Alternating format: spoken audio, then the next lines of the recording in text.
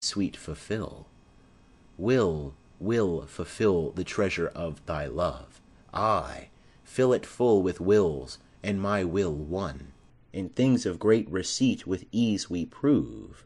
Among a number one is reckoned none. Then in the number let me pass untold, though in thy store's account I one must be.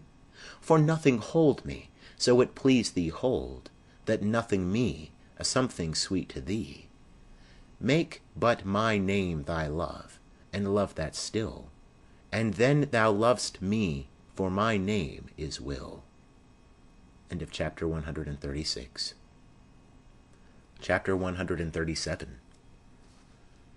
Thou blind fool, love, what dost thou to mine eyes, that they behold and see not what they see? They know what beauty is, see where it lies. Yet what the best is, take the worst to be.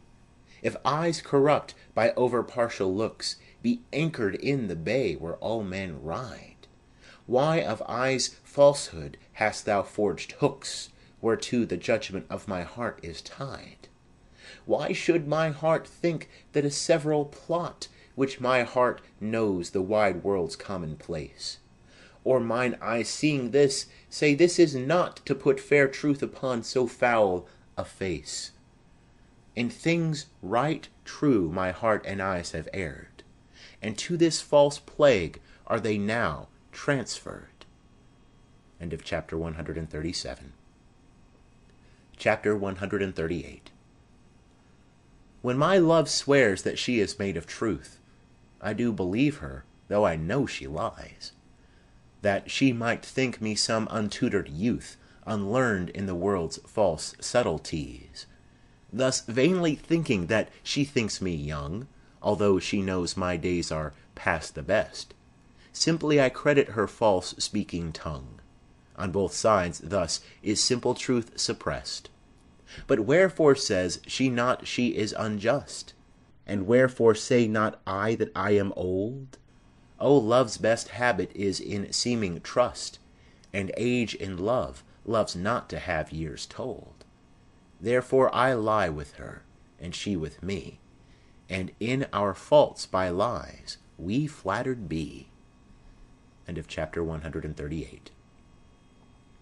Chapter 139. O call not me to justify the wrong that thy unkindness lays upon my heart. Wound me not with thine eye, but with thy tongue. Use power with power, and slay me not by art. Tell me thou lov'st elsewhere, but in my sight, dear heart, forbear to glance thine eye aside. What needst thou wound with cunning when thy might is more than my o'erpressed defence can bide? Let me excuse thee. Ah, my love well knows her pretty looks have been mine enemies, and therefore from my face she turns my foes, that they elsewhere might dart their injuries. Yet do not so, but since I am near slain, kill me outright with looks, and rid my pain. End of chapter 139. Chapter 140. Be wise as thou art cruel. Do not press my tongue-tied patience with too much disdain, lest sorrow lend me words and words express the manner of my pity-wanting pain.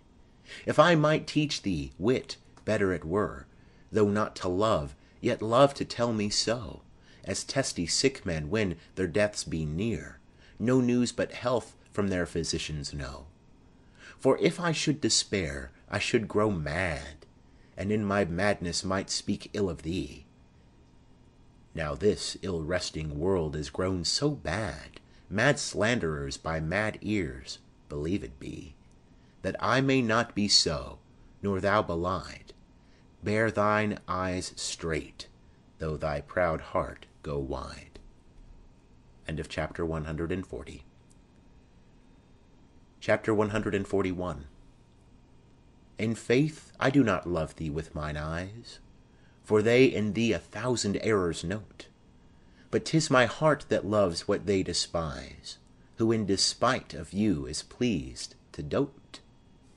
Nor are mine ears with thy tongue's tune delighted, nor tender feeling too base touches prone, nor taste nor smell desire to be invited to any sensual feast with thee alone. But my 5 wits, nor my 5 senses can dissuade one foolish heart from serving thee, who leaves unswayed the likeness of a man, thy proud heart's slave and vassal wretch to be. Only my plague thus far I count my gain, that she that makes me sin awards me pain. End of chapter 141. Chapter 142. Love is my sin, and thy dear virtue hate, hate of my sin, grounded on sinful loving. Oh, but with mine compare thou thine own state, and thou shalt find it merits not reproving. Or if it do, not from those lips of thine, that have profaned their scarlet ornaments, and sealed false bonds of love as oft as mine, robbed others' beds revenues of their rents. Be it lawful I love thee as thou lovest those, whom thine eyes woo as mine importune thee. Root pity in thy heart, that when it grows, thy pity may deserve to pitied be. If thou dost seek to have what thou dost hide, by self-example mayst thou be denied.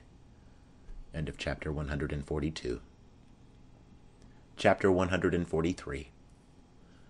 Lo, as a careful huswife runs to catch one of her feathered creatures broke away, sets down her babe and makes all swift dispatch in pursuit of the thing she would have stay, whilst her neglected child holds her in chase, cries to catch her whose busy care is bent, to follow that which flies before her face, not prizing her poor infant's discontent. So run'st thou after that which flies from thee, whilst I, thy babe, chase thee afar behind.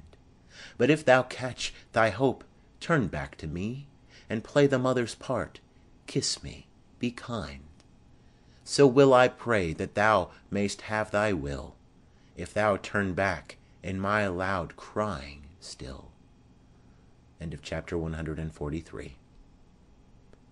Chapter 144.